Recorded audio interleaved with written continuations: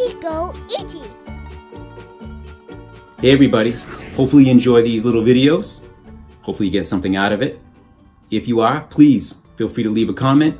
Also subscribe and don't forget to click the little bell icon on there so you can get notified when new videos are uploaded. All right, Sketchy Go Ichi, live your moment.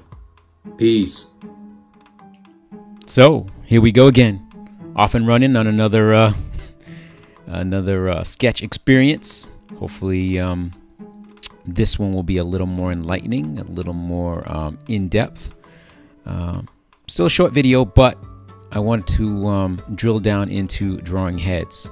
As you see, the one I started here is this guy is looking a little skewed, but I just wanted to show you the process and to how at least I draw heads. It's very similar to pretty much the way every other illustrator does in the world. Start with a basic oval and kind of use that as a platform to kind of springboard off into the rest of the features. And once you have a sense on where all the individual facial features fit and sit on the head, it's pretty easy to practice that over and over and over again until it's second nature. So as I do this female character, I should mention before I get into depth is that these are completely random sort of everyday figures and characters. There's no rhyme or reason. I'm sure I've said this a million times. Oftentimes when I'm sketching, sketchbook, Procreate, whatever medium you use, I like to just loosen up by just drawing an oval, as you can see with this one, and just build on top of it until I feel like it's done, and then I move on to the next image until I've got to the place where I'm pretty well warmed up and ready to roll on whatever paying gig I've got cooking. So as you can see here, there's kind of a collection of heads that are kind of forming, and process wise, it's just for me, I like to kind of do variety, I suppose. Whenever you're practicing, if there's something that's kind of a particular trouble spot, you want to kind of focus on that and draw that over and over again, like ears or eyes or noses or heads at varying different angles. But for me, I like to kind of render a variety of different characters. In this case, they're sort of kind of real life folks, but there is no reference and there is nothing that I'm working from. Some of the more experienced artists kind of can tell by some of these shapes of heads and things. They're a little wonky, and some of the proportions are a little wonky, but that is kind of my style. Not to use it as an excuse. I know there are some artists that kind of render things that are a little off and kind of play that off as that's my style. But the reality is I can see the flaws, but I am practicing, and it doesn't have to be perfect when you practice. That's the whole point. You can get it perfect in the game. I try to anyways.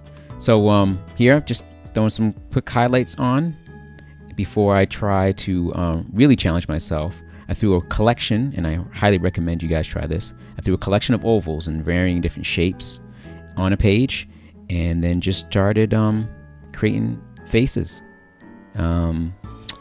As you can see here, we'll drill into this female character. As I started rendering, I was like, well, let me give this girl a little more of an ethnic feel, and because of that, it started shaping how the features lay in on the face. The size and proportion of those features is important whenever you want to render ethnic characters.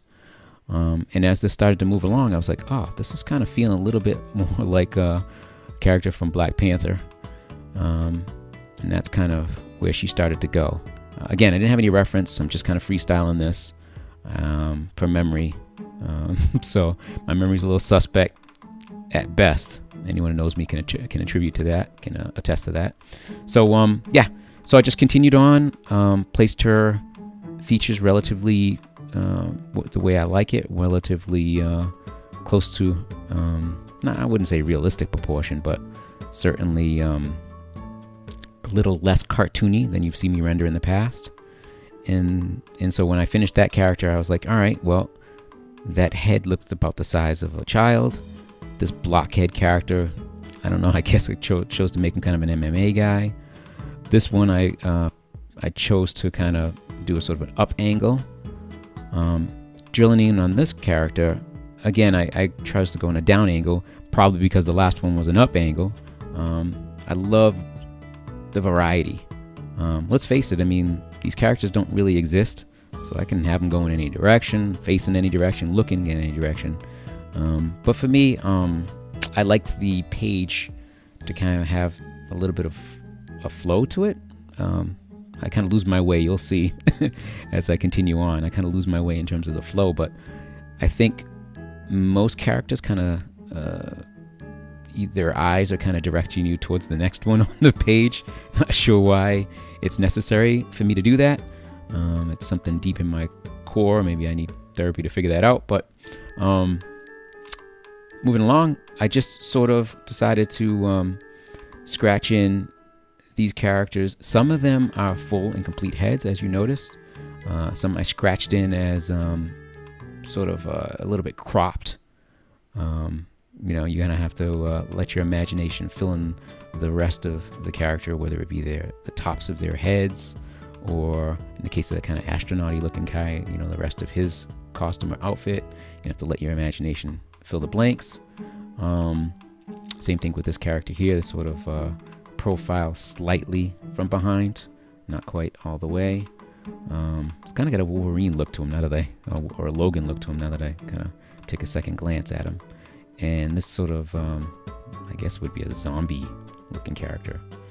And this little rounded head guy at the end, sucking on a lollipop and dreaming of candy, I suspect. So, as I mentioned in a previous video, I also like to kind of like fill in the spaces in between a page.